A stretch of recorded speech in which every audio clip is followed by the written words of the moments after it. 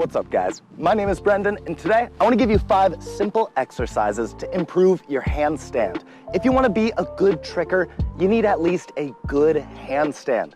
So today I'm going to give you 5 easy, simple, understandable exercises that if you just do in repetition, you will have a nice, solid, good handstand. So with that said, let's get started. First, I want to explain to you guys why you need a good handstand to be a good tricking athlete. You see, some of the most popular setups and tricks within the sport include you supporting your entire weight on your arms. Think about the Gumby, the cartwheel, the master scoot. These tricks are super common, and right in the middle, there is a handstand. So the better your handstand is, the better your setups will be, and the stronger you'll be when transitioning between tricks. So guys, here are 5 understandable exercises that you guys should be doing as often as you can. The first exercise is to literally just walk on your hands. If you can spend a lot of time walking around on your hands, that is a great way to improve your handstand. It's easy, it's basic, and if you have a decent handstand, there's not really any risk walking around if you can safely dismount. So I kid you not, just get in a handstand and walk around.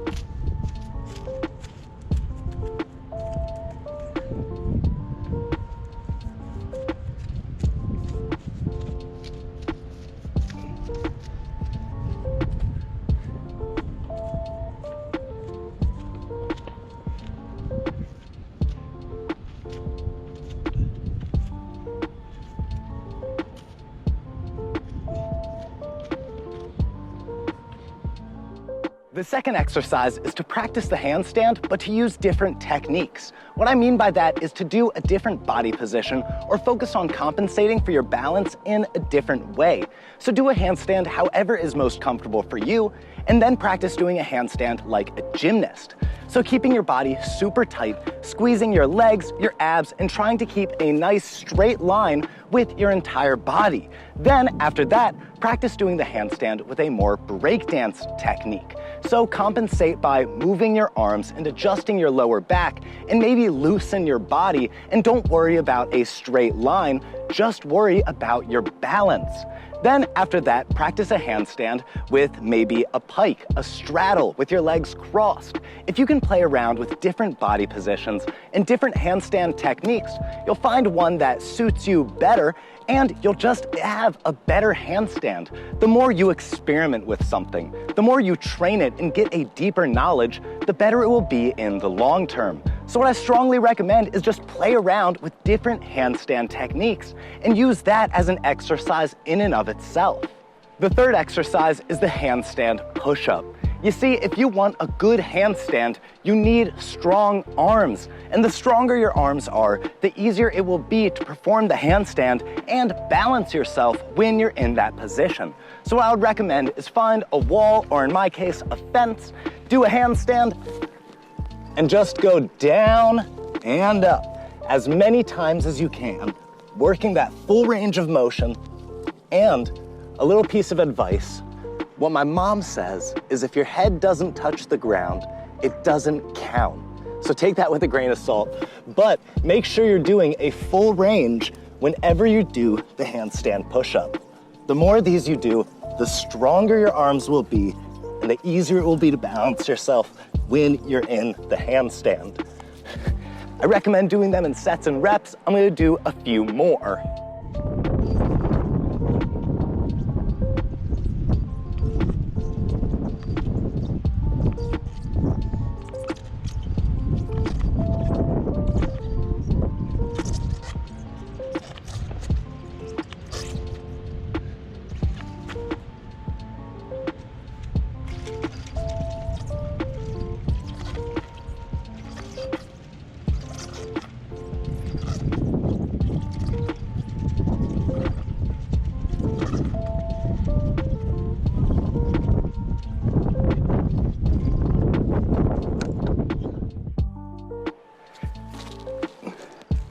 fourth exercise is the duration handstand.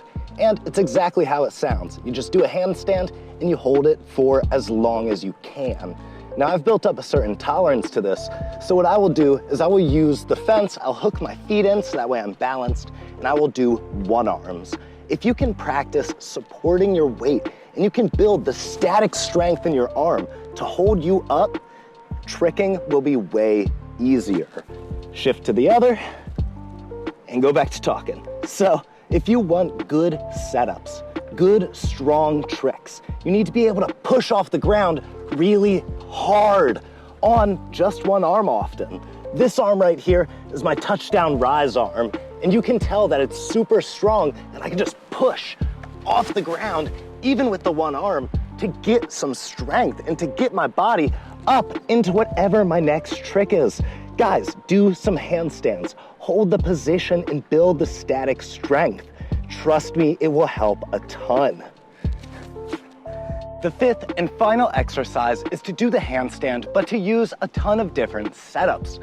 So normally when we do a handstand, we just do a normal teeter-totter to get our weight over our arms. But if you want more control, and especially control in your setups like the cartwheel or the Gumby, what I would recommend is to do the cartwheel and then right in the middle, try and freeze.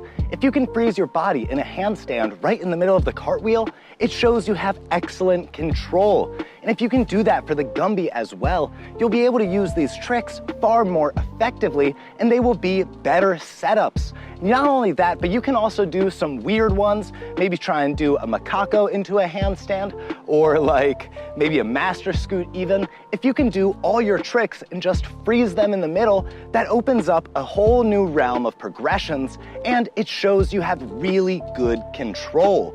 And this is an exercise, so when you first do it, it will be really hard to freeze in the middle of your cartwheel. But the more you do it, the easier it will be, and eventually you'll be able to cartwheel and just freeze right in the middle. Trust me, using different setups for the handstand is one of the best ways to improve it and make it better.